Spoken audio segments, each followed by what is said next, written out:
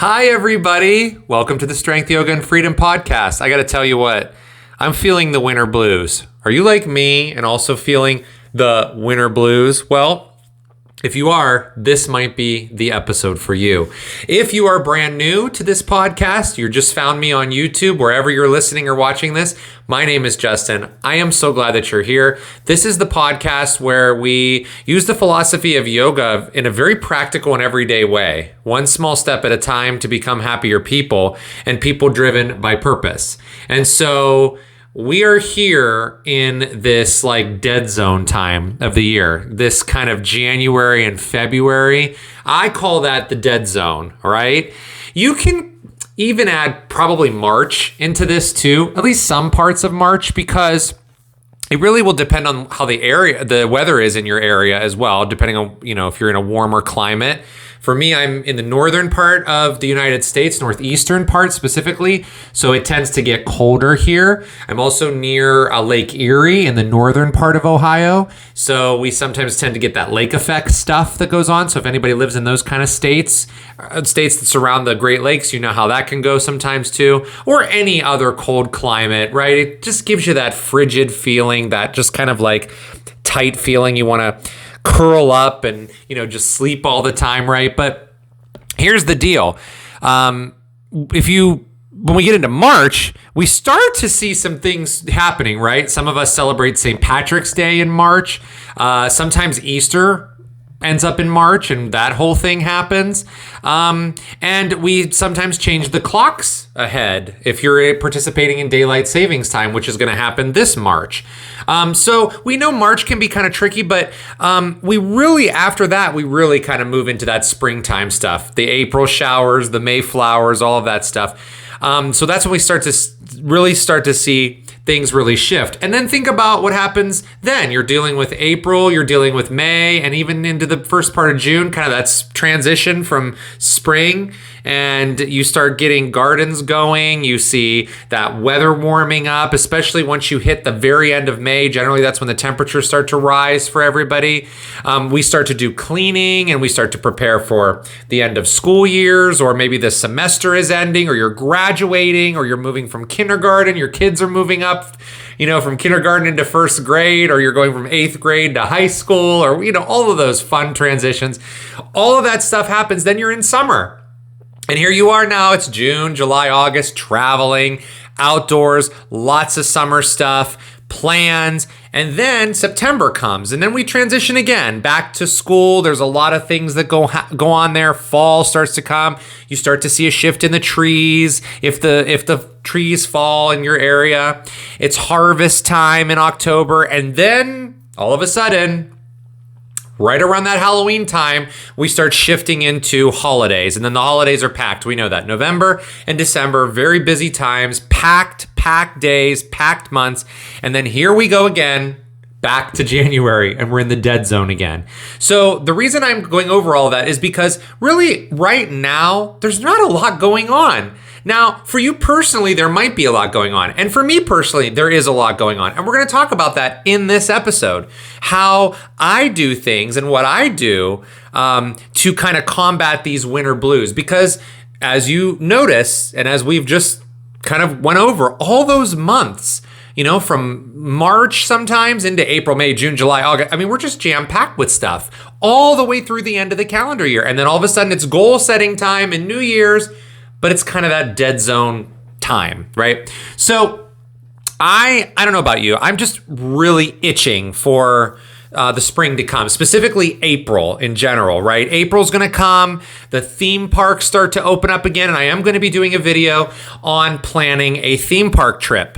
Just a general video. I'm going to talk a little bit about some of the chains. We have some major chains of amusement parks out there in the United States specifically, which extend to the world. I'm going to talk a little bit about planning your theme park trip for this year. I think that's so much fun to do. And so that's coming out too, but I get excited when theme park season comes back. It's time to get back out there, time to get the thrills going again, being outside, being with the people in the theme parks. I love that stuff. We all get outside more when the weather changes.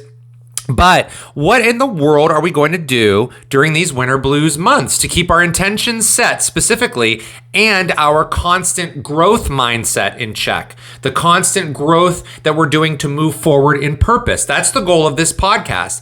If you've never listened to this podcast before, and you hear me say at the beginning, we use the philosophy of yoga in a practical and everyday way. I'm not teaching you, we're not going back into the Yoga Sutras and going over those. That can be boring, but the Yoga Sutras are, and any yogic text applies to today in a practical way. So what I'm teaching you on here and what I'm sharing with experiences is how I move through my life using the basic philosophy, the foundations.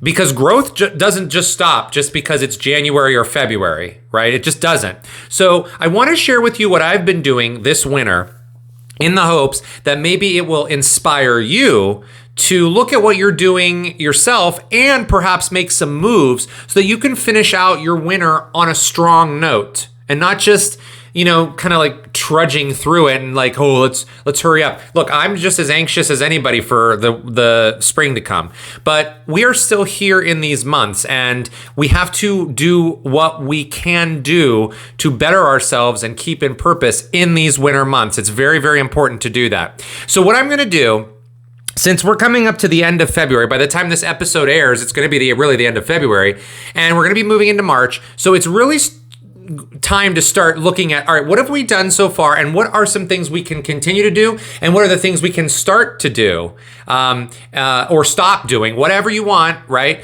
When it comes to these next few months where we're muddling through and getting into the spring that's coming up very quickly. Now, I have 10 things that I want to share with you that I have been doing this winter, and I also have a bonus thing I'm going to share with you at the very end. It's a bonus. So stay with me to the end because you're gonna really, maybe you'll be surprised. I don't know. When I was writing this out, I was kind of surprised that this wound up at the very end. So let me know what you think when we get to the end. So I want to remind you of a couple of things. When we're talking about goal, before we do the 10 plus bonus things that I've been doing, goals at the beginning of the year is something that everybody does, right? For the most part, we all, when January 1 comes, everybody starts to think about the brand new year. And in fact, if you remember, if you're part of my newsletter, and you've been watching me or following me for a while, you know that on New Year's Day and when New Year's comes, I don't like New Year's resolutions because New Year's resolutions statistically fail. So I'm not going to do something that statistically fails, right? I'm not a person who has to do everything by a statistic, but I have to tell you, I've tried New Year's resolutions myself, and they always fail for me. So what I do now is like this kind of like life inventory. I learned this about 3 or 4 years ago, and I started doing it really intensely these last couple years, and it really does help me. And at the beginning of the year, what I did was, instead of making any kind of resolution, I started to discover, okay, what are the things that I did last year that I want to kind of take out of my life? What are the things that I want to keep doing? What are the things that I want to start doing? What are things that I can change about how I'm doing them, or start over again, or make a new pathway within something? So instead of it just being this, okay, I'm going to stop doing this and that's the end, I try to do this kind of inventory. So we need to remember that goals at the beginning of the year and the inventory that we do is a way we stay in purpose through these winter months. The second thing I want to remind you of is life can feel boring when you are going through the motions in these boring winter months, because you're really maybe not outside as much as you might be in the summer months or spring or fall. And your activities might be a little more limited depending on how you get out or what you're doing in your current life, just by the nature of the way that the seasons work. And then studies and research show us too that when things get boring, so we know that it can feel boring, but when things feel boring, it means that you've stopped learning new things. So your mind isn't stimulated anymore.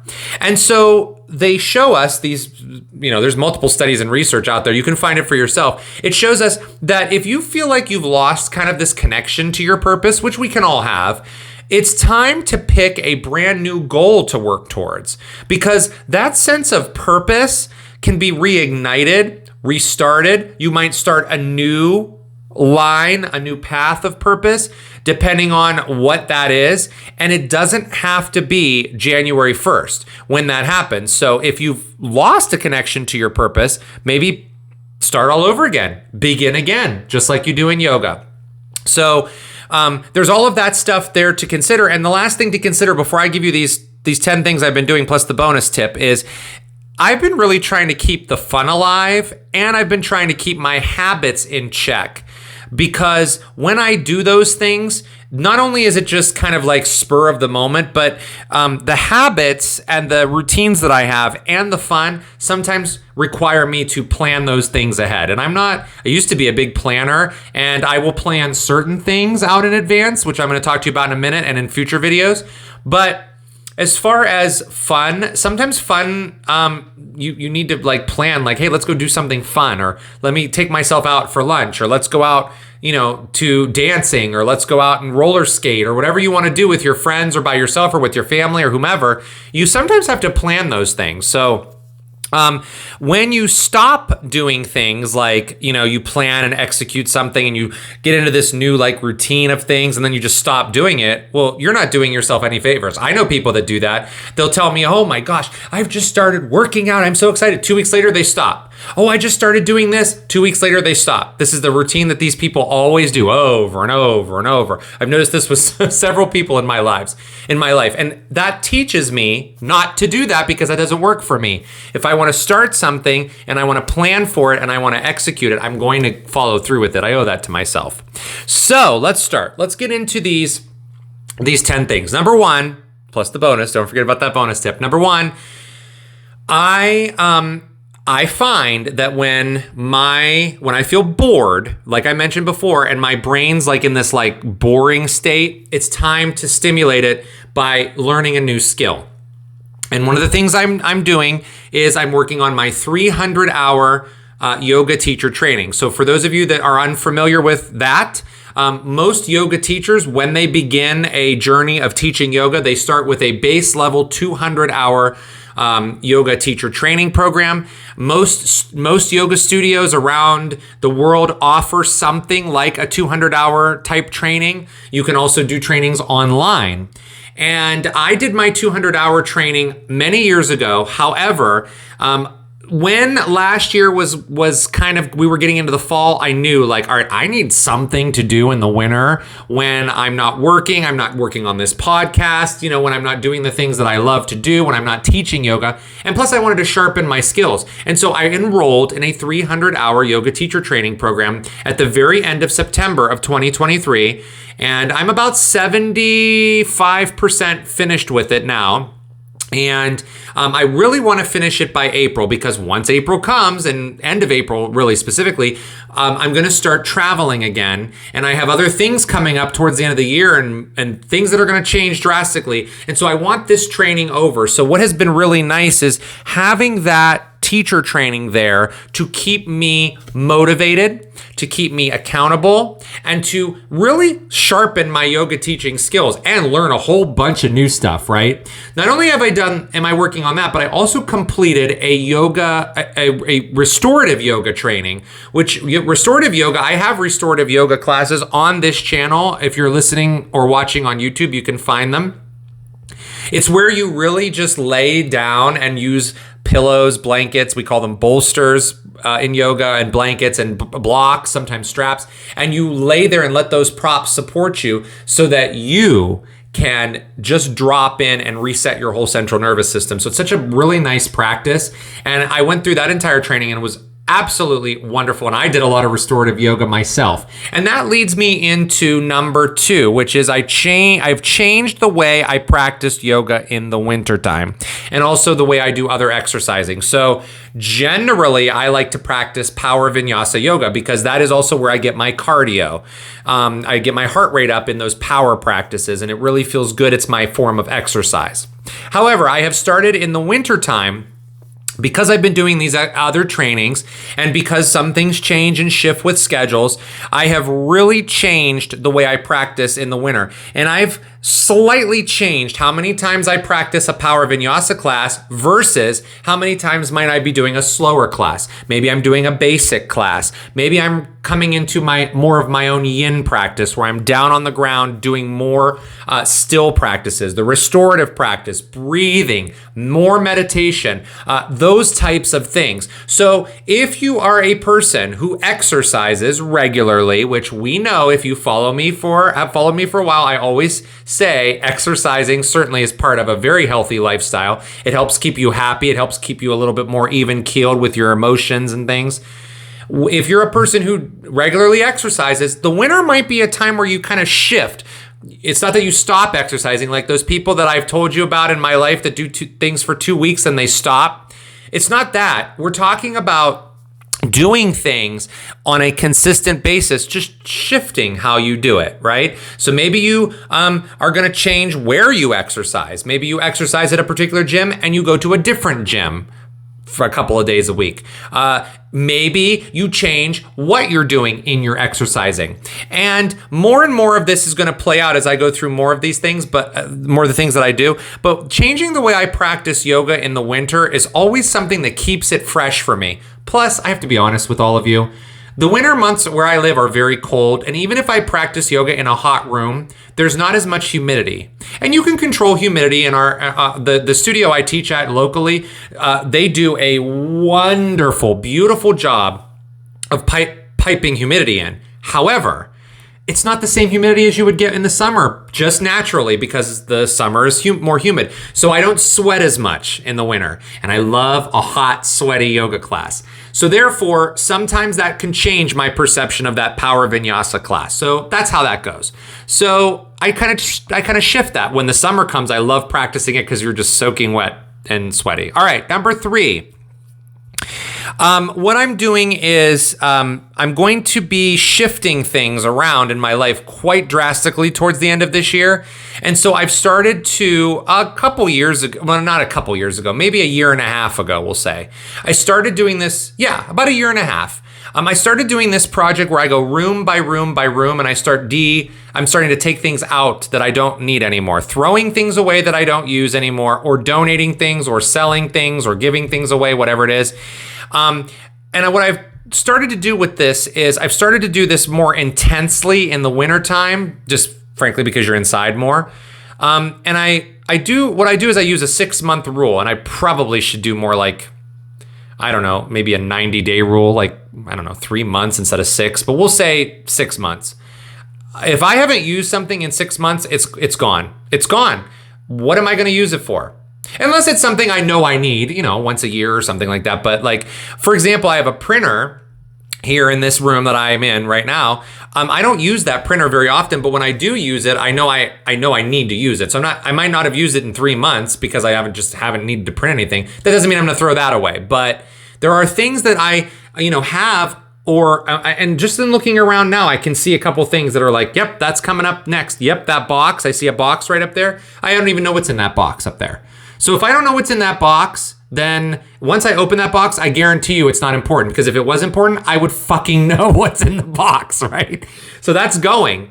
So there are things that are going on in each room that I need to kind of clean out.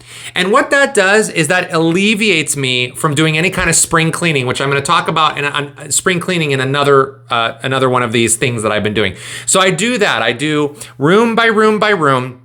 And I throw things away, or I give things away, and all of that. Number 4, winter day trips, dining out, maybe indoor activities and fun, and socialization. Just because it's winter doesn't always mean we have to do everything in our own houses. If you need that socialization and you need to get out there, there's nothing wrong with having a dinner night out with your friends.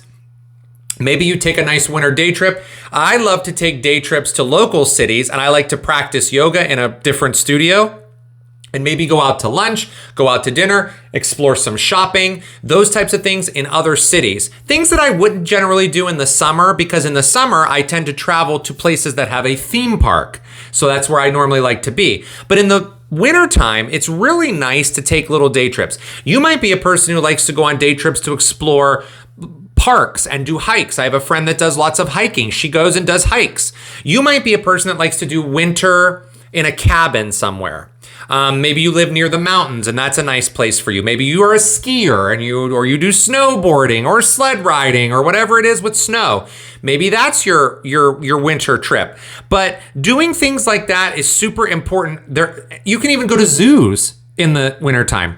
And when you're talking about indoor fun, there's so much you can do for indoor fun. Bowling, roller skating, I mean, you name it. You can start to pick indoor sports, right? Indoor fitness, maybe you take, and you can count this in your indoor fun too. And I did this in December when I was gone.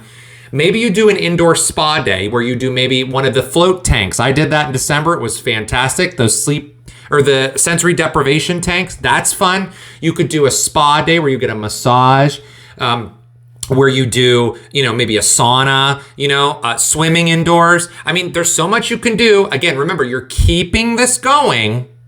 So you're not like the 2 weeks, I'm going to start something and then I don't do it anymore. You're continuing, you're moving through, and the winter blues don't seem as blue. Okay.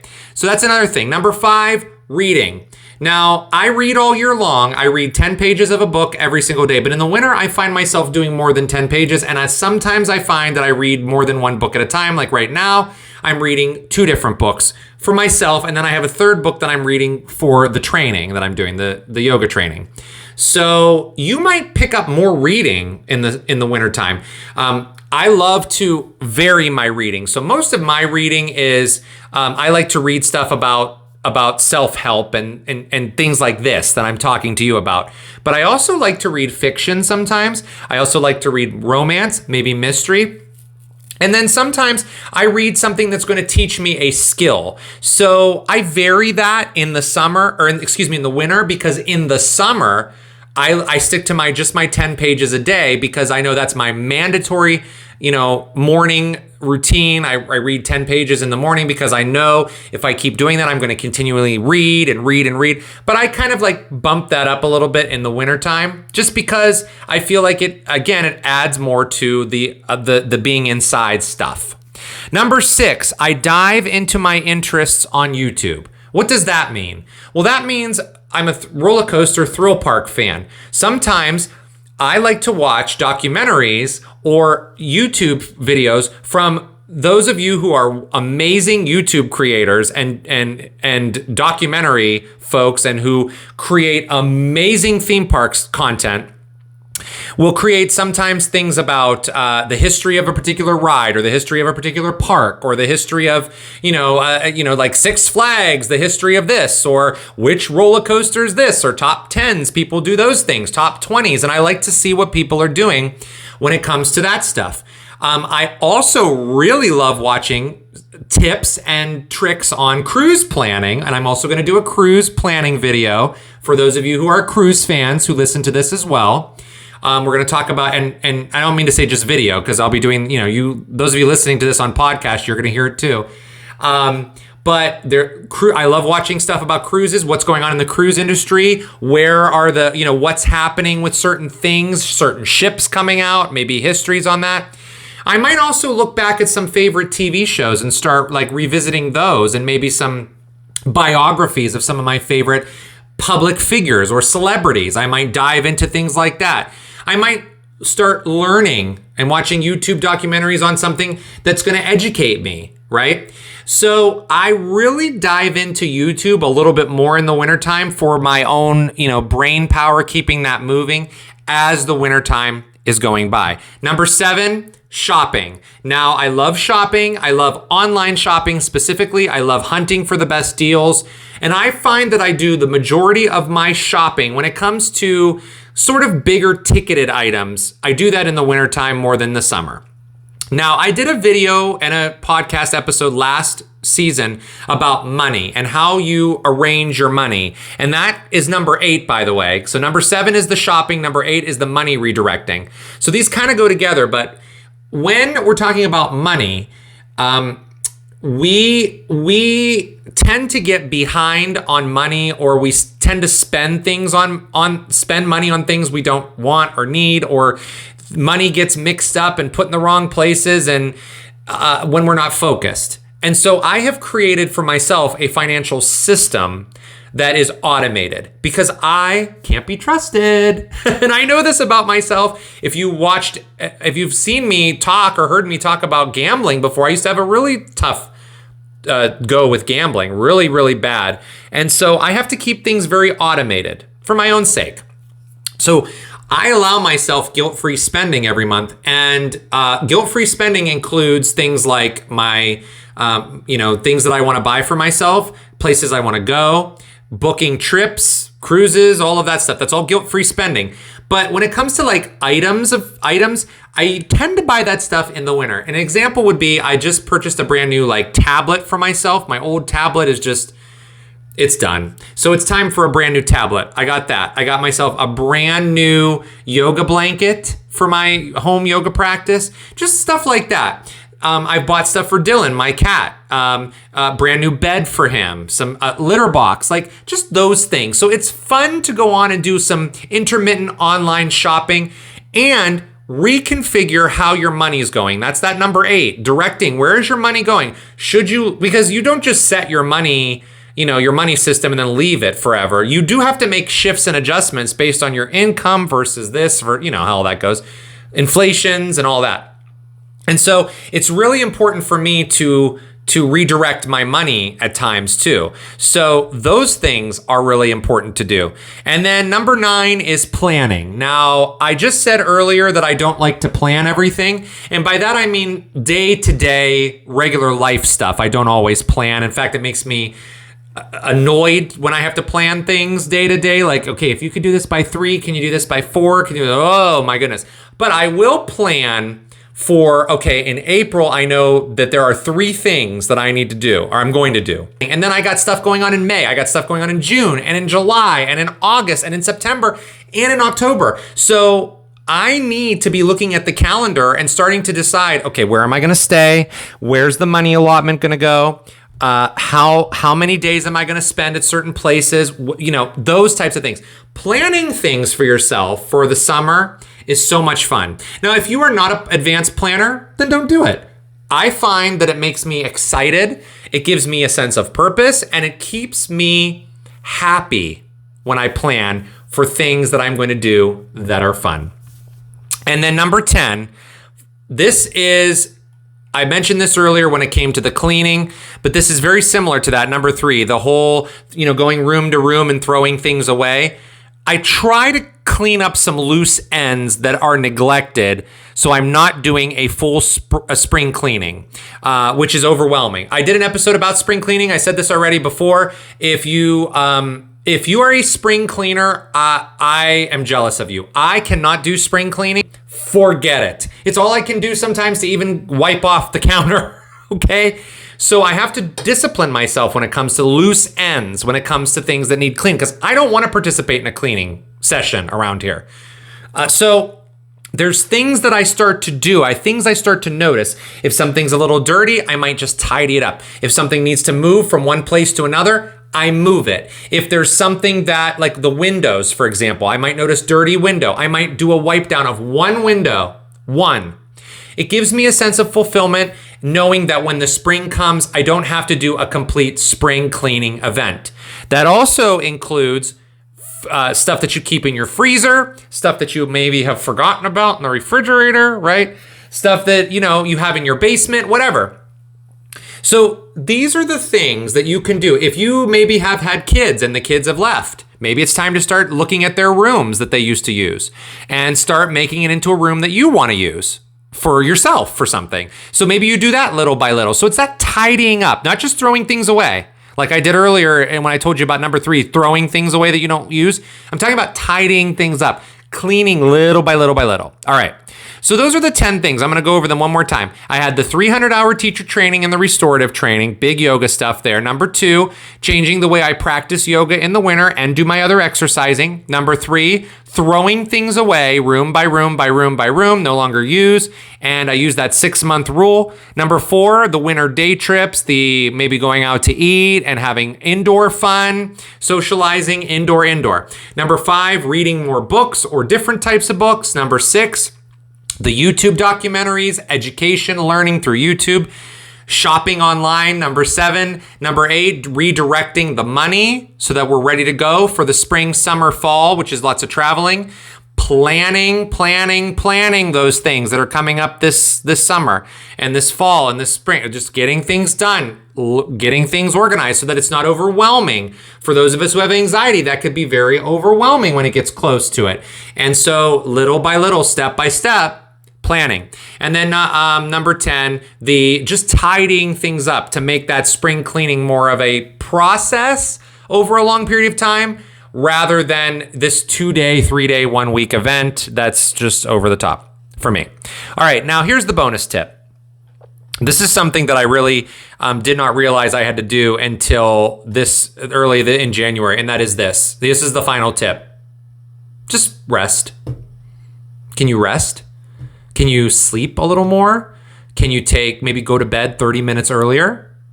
Can you use your days off and maybe do the online shopping instead of going to the physical store? Can you have a nice quiet cup of coffee when it's dark at 6 p.m. instead of it being dark at 10 p.m. and you're out late?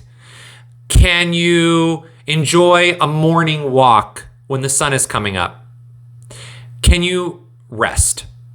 Can you rest? Can you change your work schedule? Can you modify? Not all vacations have to be taken in the summer. They can be taken in the winter. Not all days off have to be summer. Now, I realize a lot of us have jobs that you can't take off during certain times. You have to work during certain times. I get all that. There's always something that you can do to garner more rest. So maybe you're resting. Maybe that's where what you need and where your superpower is going to be so that when you get into the spring months, you are refreshed and ready. The more you take on, the more rest you're also going to need. It's not just about taking more things on and doing more things, but it's also about resting more and finding the balance between your work, between the busyness in your family, the busyness with your parents, the busyness with your job, the busyness everywhere, and resting. We don't rest enough. And resting is a way for you to remain healthy. If anybody tells you otherwise, they're lying. Rest is critical. So maybe today's the day. You're like, that's it. I'm going to bed 10 minutes earlier than I did last night. Maybe that means you are going to stop and you're going to spend some more time in silence. Maybe that means 5 minutes.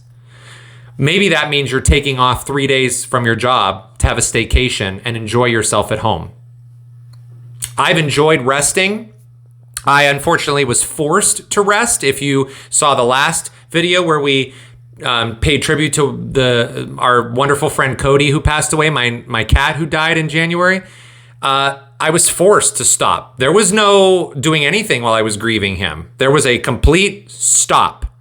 And so there's times where that's going to happen too. As long as that balance, and the only person that knows how much balance you need is you. Nobody else knows that. No one knows how much balance you need but you. Not even your partner. They don't know. They might know a lot of it, but only you are inside. So you have to determine how much rest do I really need? How much balance do I need to come into? So take these things that I've been doing. Maybe you start to work some things in for yourself, but here's what I want you to really, really remember when it comes to this. Whatever you're doing in the winter months, whatever advice you've taken or not listened to and started your own, that's totally fine. Whatever it is, make sure it aligns with you and your purpose going forward.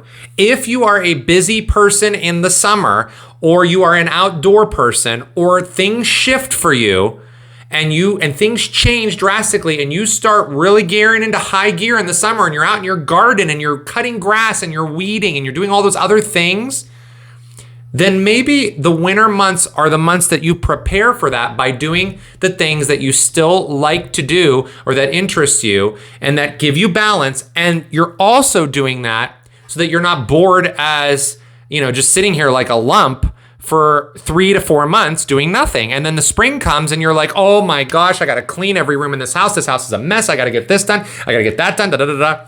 Consistency is key, my friends. And one day at a time, step by step by step, you stay in that purpose, doing the things that you like to do in the winter. So until our next episode, take a couple minutes to take a look at what you're doing this for the rest of these winter months, so that you're ready and you're enjoying yourself and you're not feeling blah and bored, because it's very easy to do.